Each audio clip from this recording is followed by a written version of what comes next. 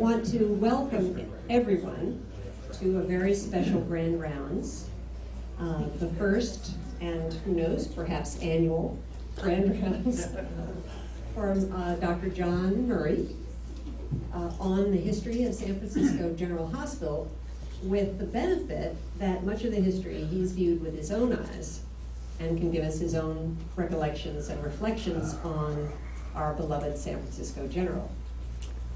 And I was to give only a brief introduction, and that goes by way of saying that because it's brief, I can't tell you about all the significant contributions that John has made in his career to pulmonary medicine, to intensive care medicine, to the field of pulmonary, which at one time was just an appendage under the shadow of cardiology, but then came into its own. I can't tell you about all the awards and honors that John has won. I don't think he's missing any, really, in this country and abroad. But what I would like to introduce you to is his long and fruitful relationship with San Francisco General Hospital, which is his academic home. So I thought I'd give you a timeline to help frame what you're going to be about to hear. So John started, and I've gone over this with him, so I think I have it down pretty well. He started as a medical student with Stanford, and after the introductory courses, came to do his clinical work here at San Francisco General, 2 years here, and also as a rotating intern and as a resident.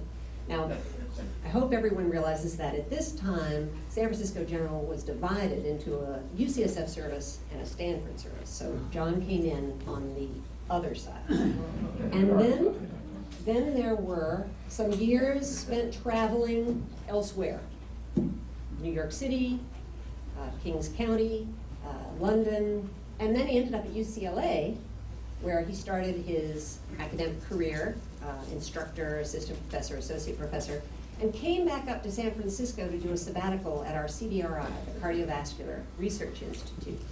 And it was while he was there that he came to the attention of Dr. Julius Comroe and our own Dr. Holly, who is here, Holly Smith, and they prevailed upon him and recruited him to come back to San Francisco. He had to go back to UCLA, but then in 1966 he came to San Francisco General to become the chief of a newly formed service, the chest service, and he was chief of this chest service for 22 years until 1988. And during that time there were many firsts. One of you started respiratory ICU. He managed to move our service to the new hospital. He started arterial blood gas machines, Dick was telling me. And around this time, this year, he published The Normal Lung that many of us own as a cherished first editions. Then turned over the chief position to Phil Hopewell at that time and concentrated on all his other activities. Again, I'm really focusing here on the SFGH side of things. And he became, stepped down, or sideways, I would think would be better, as an emeritus, in which case he was still very, very active, continued to attend in the ICU, and it was almost a rite of passage, as many of you know, for interns and residents starting in July in the ICU to come under the wing of John Murray. And in honor of him and his contributions to San Francisco General, the Department of Medicine created a John F. Murray Award, which is to honor academic excellence and also dedication to the humanitarian mission of SFGH. And there are 10 faculty, John was the first, but 9 more who have been honored by this award here at SFGH. And the most recent event that I want to bring to your attention is the formation of a distinguished professorship in John's name, which is a major milestone. It took 7 years in the making, as many as 200 donors, colleagues, friends, and family, and it will exist to permanently fund the things that John has really cared about in his career, excellence in education, clinical care, and research. After this presentation, there will be a reception in the 5th floor, and I hope that you can come to help celebrate John and this distinguished professorship. And with that, I will turn it over to John.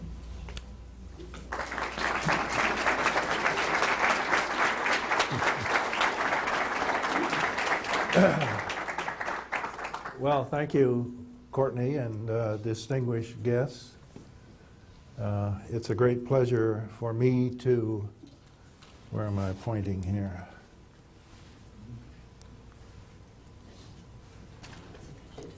There we go.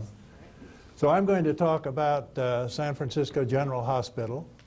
I'm going to start with this lovely aerial view of San Francisco, neighboring Bay Area. You can see the bridge, all its accoutrements. But what I want to focus on, of course, is this area. There's the old and the new. I'm going to concentrate on some of the old. Here are the old brick buildings, which you can see still extant. Important part of the history of San Francisco and San Francisco General. The current hospital, of course, and you can see the one in flux that's being constructed. So, by way of history, San Francisco General Hospital was founded in 1849, actually before the state of California became California. It was devoted in those very difficult days to emergency care, infectious diseases, and I was surprised to find scurvy. And I'll tell you why. Let's see if we can do this right. This is a sailing ship from about the 1849-1850 days. And these ships sailed from Boston to San Francisco, and it took them 4 or 5 months. There were often no landings during that entire period, and nourishment was very poor indeed, and deplorable conditions occurred during the sail. And many people developed scurvy. You may not have seen scurvy, but this is what it looks like. There are hemorrhages in the gums. Teeth get very loose, and many of them fall out. There are hemorrhages in the skin, and note in the previous slide a 40% mortality rate. So scurvy was a big deal in those days because of the duration and nature of the passage that had to go from around the Horn and back to San Francisco. This is another important photograph of the history of San Francisco. This was taken in 1849. And in that year, 775 ships sailed from Boston, New York, around the Horn, and ended up in San Francisco. But only a few of them returned. The rest were abandoned, leaving these hulks in the bay because of the gold rush that everybody had fled and abandoned the ships because of it. And you can see that a few years later, these hulks rotted. They were packed up next to the shoreline, and that actually became the marina in San Francisco. The landfill then created more land and diminished the size of the bay. At that time, San Francisco General Hospital was the sole provider of care for infectious diseases. The infectious diseases you can see listed there. SFGH played a major role in the influenza epidemic in 1918-19, to a lesser extent in 2009 and 10. It certainly was a major focus and the epicenter of HIV AIDS beginning in the 1980s through to today. And I'll say one word about the Model Training Center that has distinguished San Francisco General and become important focus for trauma training throughout the world. Here is a case of what? Smallpox. I actually never saw a case of smallpox. I've seen some mimics, but never it.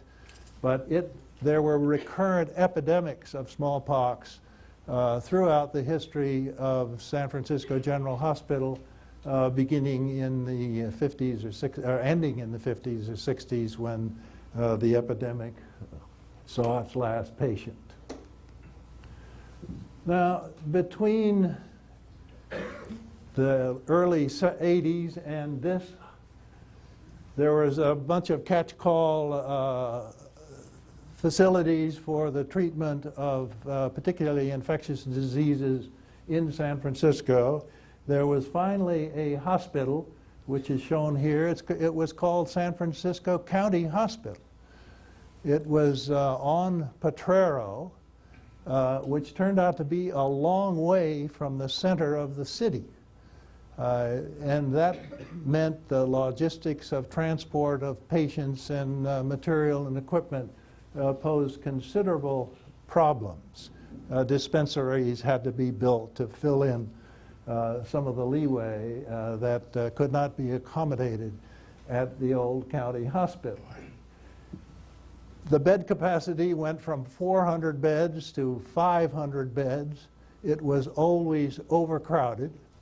The chapel was pressed into bed service for most of the time that the hospital was there, and maintenance was virtually non-existent. So for the decades that San Francisco County Hospital was extant, the roof was leaking, the walls were never painted or polished, plumbing was a disaster, and that just went on and on and on for the whole history of this building, which started in 1872, and as I'll show you, came to grief in 1908 for a very particular reason. The nurses have always been the backbone of the hospital. Here is the student nurse class in 1896, but the next photo shows that the nurses actually were much more of a joyful group than the students showed. Then, as everyone knows, in April 18th, 1906, the earthquake and fire took place, and it turns out that our hospital was built on pretty firm rock, suffered no damage, and hence was a very important resource for the treatment of the multiple traumatic injuries, burns, and other injuries that took place at the time.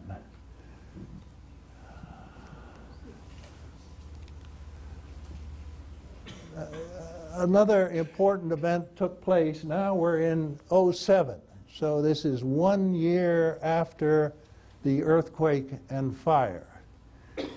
In '06, there was a flood of patients in the old county hospital. It was an important resource I mentioned.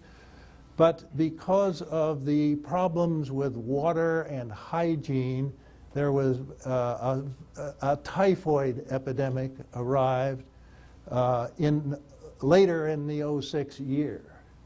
In '07, as indicated here, '07, the bubonic plague struck San Francisco.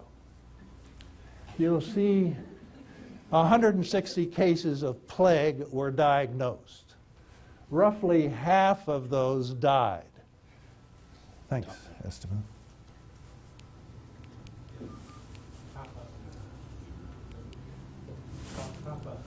Top button. Bravo. Thank you. All right, so half the cases died, and you'll see that 50 to 60 cases of plague were admitted to San Francisco General Hospital. And it turns out that there were many infested rats and infected cases of plague found in the hospital. Several hospital employees actually died of plague, and the epidemic was to some extent nurtured by the rats and fleas in the hospital itself.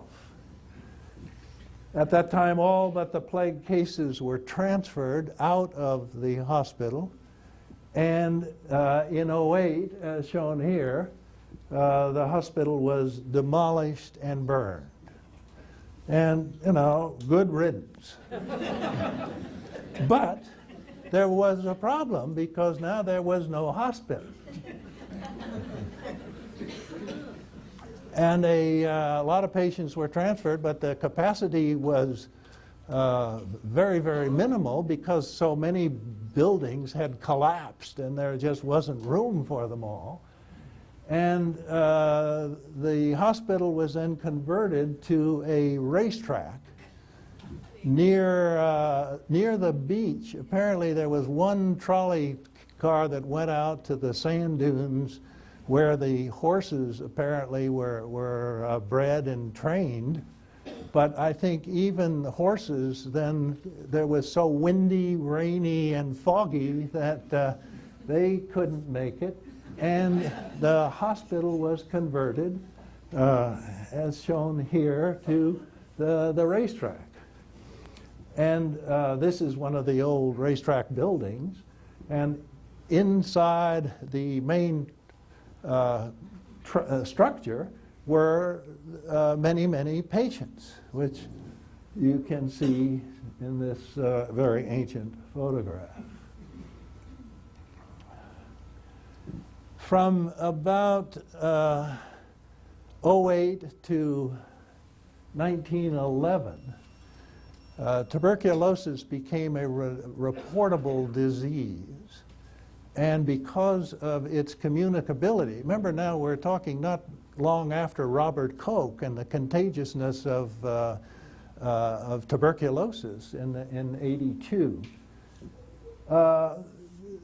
Tuberculous patients were moved into this temporary building, which was part of the Potrero complex, which was under construction from the new hospital then, which I'll show you at the moment.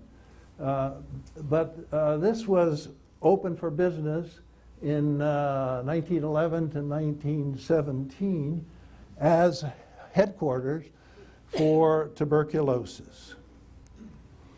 Now, here again is some interesting history just to remind you about tuberculosis at that time. 20% of patients with tuberculosis for the whole time the so-called temporary hospital was there died. And one quote from that time was, "It's not a hospital. It's merely a place where they, the tuberculosis patients, can die." And that, you know, you forget about this, but that happened for many, many years, actually the 18th and 19th century, where TB killed 20% of patients for centuries.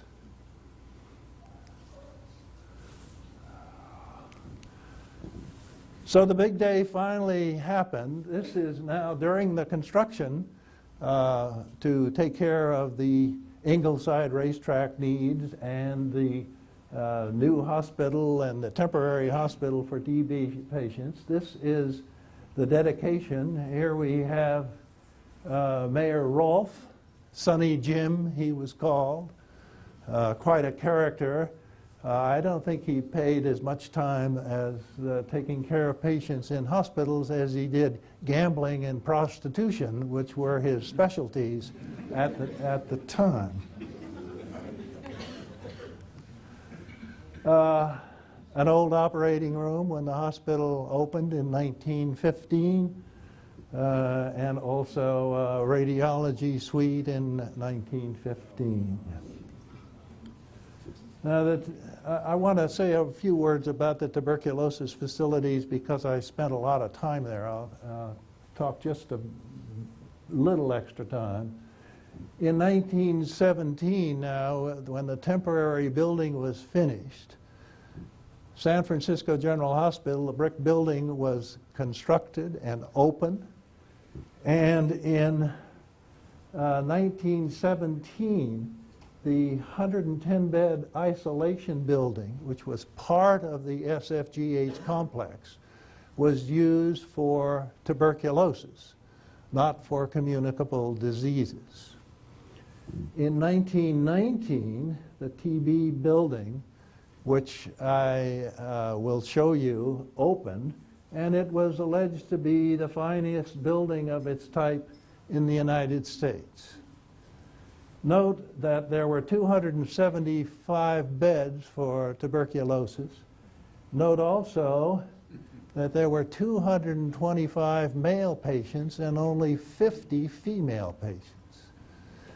I think this is a holdover from the gold rush days when so many men moved to San Francisco and became part of the community.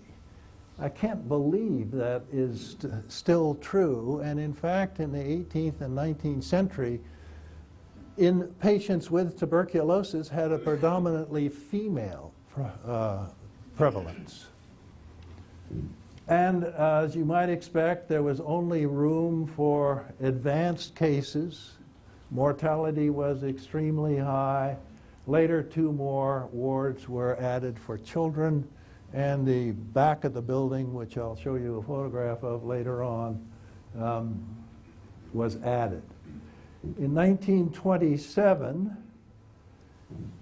Hassler Health Home was built in San Mateo County. It was owned and operated by San Francisco General Hospital for patients with tuberculosis. These were the so-called good chronics. Patients who had positive acid-fast sputum were infectious, untreatable at the time. About half died and half had spontaneous cures and were able to go home. Here's the building itself. As most TB hospitals, you look at the south because you're supposed to get sun and exposure to air. This building is totally destroyed, was in about 76. All that remains is this fountain right here, which you can see in the parking lot near Mission Emergency Hospital, still there. When I came to San Francisco General in '66, tuberculosis was beginning to decline. I was able to institute a whole ward for patients with respiratory disease, and 1 year later I opened the respiratory intensive care unit. There are a lot of stories behind that, but we were able to do that because vacancies in the TB ward could be filled with other patients. Just a little bit about the tuberculosis service to remind you of an important event. As it says, in 1933, fully 1/3 of medical and nursing students contracted tuberculosis during their rotations. It happened all the time. A lot of these were tuberculin conversions, but there was a lot of TB as well. In the mid-50s, an average of 10% of medical students and young doctors had contracted tuberculosis. I wasn't one of them, but a lot of my classmates were. A woman a year ahead of me in medical school had to drop out a year because she acquired tuberculosis.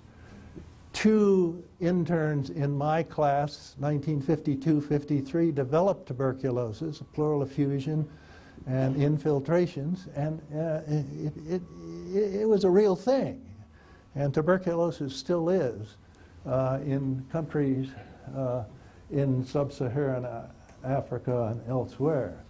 So mandatory tuberculin skin tests and chest x-rays were in force, and at Hassler Health Home, the staff and nurses all were hired because they already had positive tuberculin skin tests. So here's sort of the apogee of the San Francisco General Hospital complex. This is sort of at the end of its heyday, over 1,000 beds, 4 medical wards, these brick towers that you've seen many times. What you can't see is the nursing home that's over the side on 23rd Street, still there. The communicable, this was communicable disease. It's obstetrics, pediatrics, and psychiatry in the old days. And one of the things I want to show you is right here, if you can make out the details, that's a tennis court. I didn't play tennis at San Francisco General as a medical student, but I sure played it as a house officer. And remember, there were no beepers. Communication from student to student or resident to resident was essentially non-existent. What we would do would be to open the window on the second floor and holler at the person who was trying to play tennis. And actually it worked pretty well. We managed to get some tennis in from time to time. Now that was 1968. Another singular event happened in 1968, which I don't have a photograph of, but you all should remember. That was the production of the movie called Bullet. And if you haven't seen it, you should. And the reason for emphasizing San Francisco General Hospital is because some of the film was shot, I think it was in, this was a medical ICU, and I think it was the 5th floor. It was a fabulous movie. Bob Wright, a colleague of ours, a professor of pathology, did a lot of the bullet scenes in the morgue, not in the San Francisco morgue, but in one of the buildings at San Francisco General Hospital. It's worth a look. The other thing I'd like to show you, at about the same time, this must have been when I was a medical student or house officer, says 52, which is when I was an intern. And you can see in the typical woman's ward, there were 2. One was a Stanford ward. It was Ward O, where I hung out, and the UCSF was 1 floor above or below. And just one other anecdote. Patients were alternated so that a patient who was admitted for a return visit if they turned out to be a UCSF patient, and I was on call in a Stanford service, I could spend quite a lot of time looking up old records in the record room, trying to verify that they were a UCSF patient so I could transfer them where they belong.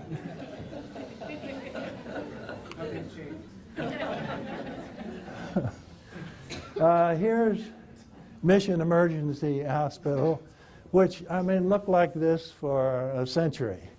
And here's an old ambulance. If you take a look at this part right here, if I can make this thing work right, here is that building right here, Mission Emergency Hospital, a little building. But that became the nerve center of the whole hospital for admissions and particularly for surgery. Now things began to get a little rougher in San Francisco Day, and you can see that shootings and stabbings had a growth phase beginning in 1966. And I should point out that that's when I returned to San Francisco General Hospital. And you can see what happened. I'll come back to 68 because that's a landmark. But those days were dominated by a great deal of extra crime, and also aided and abetted by the hippie movement. That's when the heyday of Haight-Ashbury took hold in that district, the Haight-Ashbury district of San Francisco. And with it came a tremendous amount of crime and also a colossal amount of drugs. I had started the respiratory ICU in 1968, 2 years after I arrived. And a couple of years after that, we had over 300 patients who were intubated for respiratory failure related to drugs, practically one a day. I mean, it was colossal. In 68, another very important milestone took place, and that was the development of the SFGH trauma unit. This was the first trauma center in the United States, was a model for many, many years in the country, and then, excuse me, in other countries. This, if you can, if you can recognize him, is my old friend and colleague at SFGH, Bill Schechter. And I don't know who his colleague is that Bill is shepherding. But this was a tremendous resource and still operative in the city. So another black decade at SFGH was characterized by recurrent strikes. And they were very unpleasant. The interns struck in 1970 and again in 1971. I was chief of the medical staff at the time, so I had a lot to do with this. And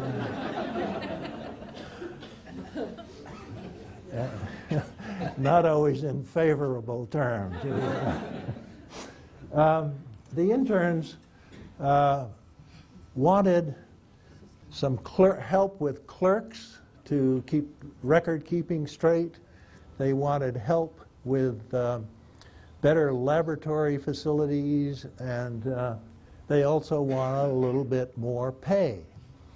Now they got the clerking and the lab work, but they didn't get any money because that's the way San Francisco Hospital, I mean the hospital, the San Francisco system, because there's a series of people who go from one budget to the next, and all they can do is cancel them. They can't add anything. So sooner or later in the intern evolution, somebody's whole program was canceled. So the interns got part of what they wanted, but they didn't get the other. So they had another strike.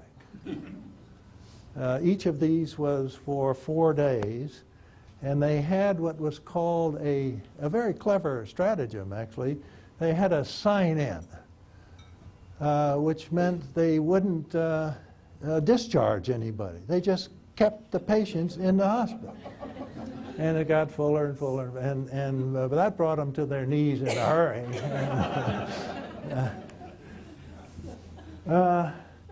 Nurses certainly had their strikes, x-ray technicians, anesthesia nurses.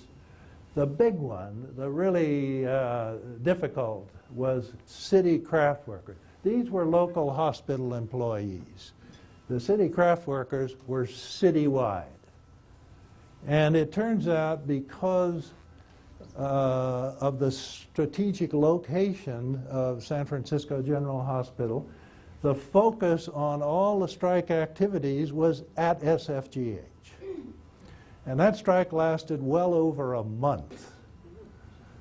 And, you know, there's some interesting anecdotes. The traffic couldn't go here or there. They worked out a stratagem where they used hearses to take milk for the babies in the wards. And it was really a mess. And the denouement of it all was about 100 patients were left in the hospital, and the nurses, exceptionally loyal and good, were operating one day when one of the strikers came in and pulled a gun. And the nurses basically shoot him out. And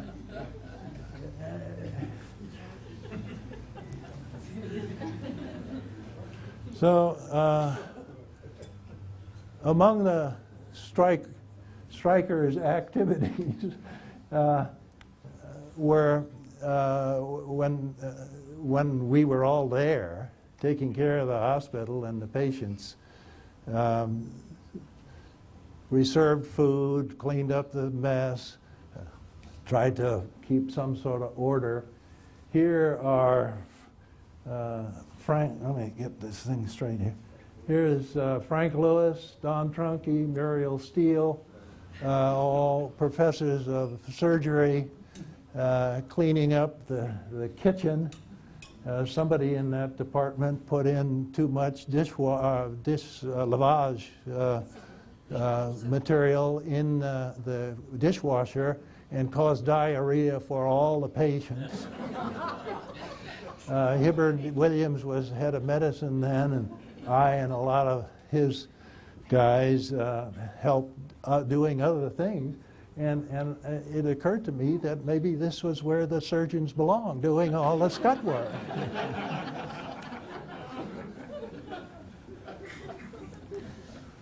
So, on a happier note, as San Francisco has learned, and they've learned it one lesson after another, that SFGH is a powerful and important community resource. The city likes it, the press takes care of it, they get marvelous reviews. And in 1965, when the old brick building was a conception and being built, the bond issue was, I'm sorry, this is the current building, not the brick building. This is the current building that I'll show you a photo. And the bond issue was passed with 77% approval. And even more powerful, in 2009, when you remember that this was sort of at the crescendo of the financial recession, the bond issue passed with 84% of voters agreeing to it. So it was an important testimony to the importance of San Francisco General Hospital and all the activities that take there. And as I'm sure you know, I think I mentioned this, it's an important university teaching resource. Stanford made it from 15 to 1960. UCSF took over at the time when Stanford and UCSF were splitting things. It's still holding forth today. All right, here's the hospital. This was opened in '76. The date you saw a few years earlier was when the bond issue was there and all the construction. And one of the high points of San Francisco, and particularly at San Francisco General, are the paintings of Frida Kahlo. She was an important Mexican painter who lived from 1907 to 1954. She was the wife of Diego Rivera, an important Mexican painting as well. And the reason for showing these, which are masterpiece treasures, often exhibited at San Francisco General Hospital, is to show the painting of this gentleman, Leo Eloesser, who was professor of surgery in the 30s and 40s, was a good friend of Frida Kahlo's, left San Francisco, went to Mexico, actually, where he lived near Frida Kahlo. They were good friends. And he was kind of an eccentric, but a fabulous surgeon. You may remember him because of the so-called Eloesser flap, which was a way of draining chronic tuberculous empyemas, which is still in use. We don't see those much anymore, but they certainly were in use when I was a young man. These are generally shown in MoMA, the Museum of Modern Art in San Francisco, as part of the collection. So to finish up, here's where we stand with the new SFGH underway. Here's what it's supposed to look like in 2015 if it's on schedule. And finally, the first and last slide, once again, showing the panorama of the San Francisco Bay with focus on the important resources here behind Potrero, so-called hospital curve, and the buildings that we're all so familiar with. So I'd like to thank everyone for your comments. According to Courtney, we have 5 or 7 minutes of questions, and then I have one very important announcement to make at the end. Madame.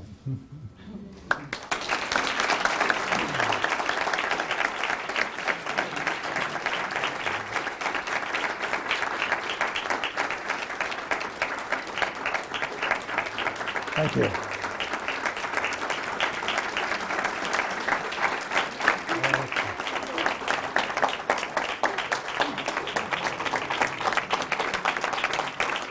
Well, in and out for 61 years, so this is the swan song. All right, thank you so much, John.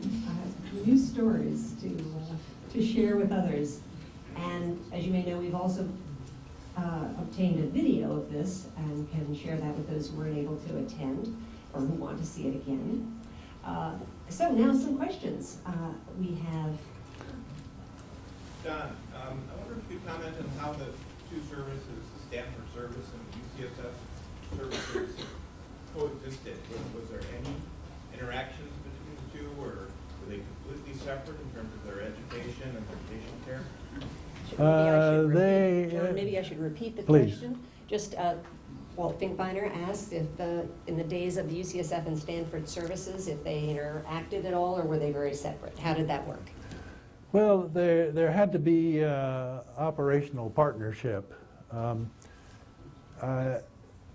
In the mission emergency, for example, I spent 3 months at Mission. We had 1 week for a short schedule and 1 week for long.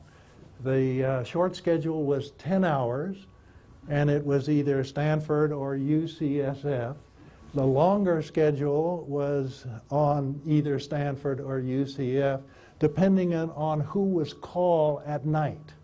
Because the action took place at night, so the longer service was with whichever one had the rotation. As a Stanford student and house officer, we were always jealous of UCSF because they had better lab technicians than we did.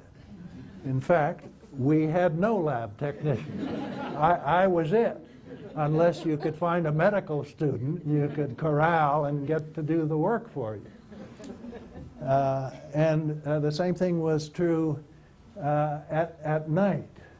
They had a lab tech in the evening. This was 52, 53 when I was an intern and resident, that would do chemistry, so you could get potassium and sodium and glucose. So and we couldn't do those. We could do glucoses, but so there was this interaction, but it was pretty distinct. I'm trying to give you an example. Well, let me just remind you that when I was an assistant resident, there were 2 medical residents at that level. So there were 6 medical residents, year 1, 2, 3. And that, that was a huge, I showed you a picture of the women's medical ward. And 1 or 2 of those residents was in one of those wards, another was in the other one.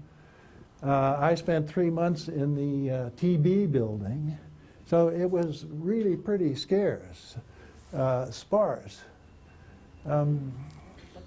Should I give another chance for some questions? And of course, you have John for a little bit longer before he returns to Paris, which I think is in early October, so I'm sure he can. Esteban. Wonderful talk, John. How is the relationship between San Francisco General and the city? Because in Dr. Grossman's book, he alludes to a contentious relationship. Well, Sanford, yeah. Just to repeat that question, Esteban Burchard is asking what would the relationship between SFGH and the city, because Mitch Grossman's book describes a contentious relationship.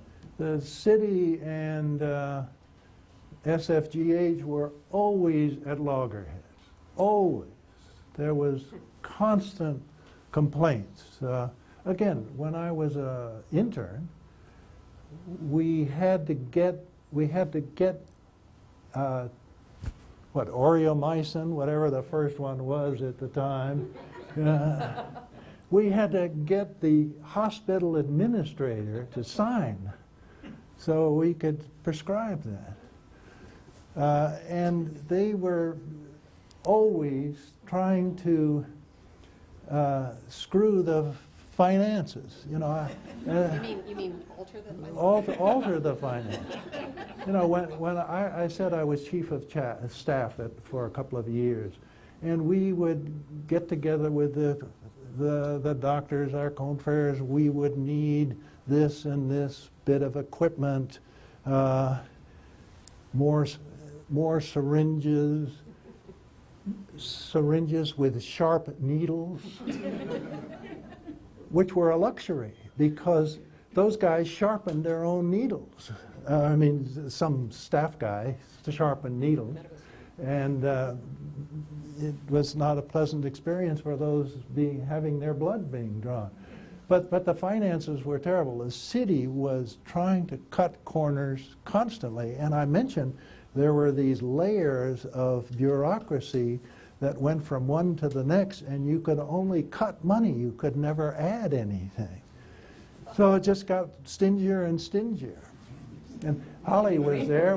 That was part of the intern strike, was when we really needed some help. Chip, please. So what was your salary as an intern? How often were you on call, and how many patients were on your service? So what was your salary as an intern? Okay, my salary as an intern was $65 per month. It included uniform and all I could eat. My wife and then child lived across the freeway, which was being built, actually. There was no freeway, but there was a bridge. So we could actually, I could get my wife and child in there because they had free food. And we used that resource pretty lavishly. Hours, the Mitch Grossman in his book, and I would say the average was actually 120 hours per week. It's, and I think we, you know, I spent the 3 months that I was on medical ward service, I was home I was in the hospital every single night for weeks. Iron Men. How many patients? How big is the service? Yeah. Oh, how many patients did you have in your service? Well, that medical ward there was probably 80 to 100. You know, they had beds on each side, but the beds were always extra thrown in the middle, sometimes double. There must have been at least 100, but 2 residents. Please. John, I just want to thank you for acknowledging the role that surgery has played in the hospital. Which broom did you show? I just want to say that next week is our American College of Surgeons meeting, and I'm going to see Don Trunke, and I'm going to see... Well, tell him he found his niche. You'll love that was said with great love. Thanks, Andre.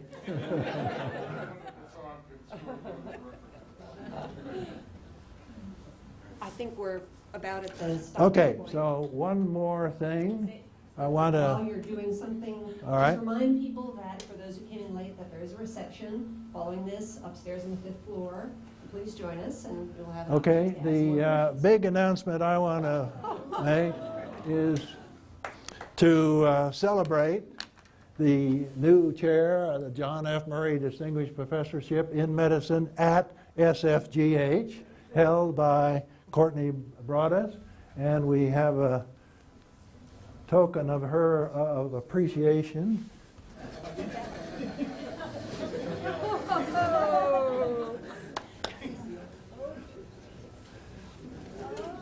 Professors get chairs.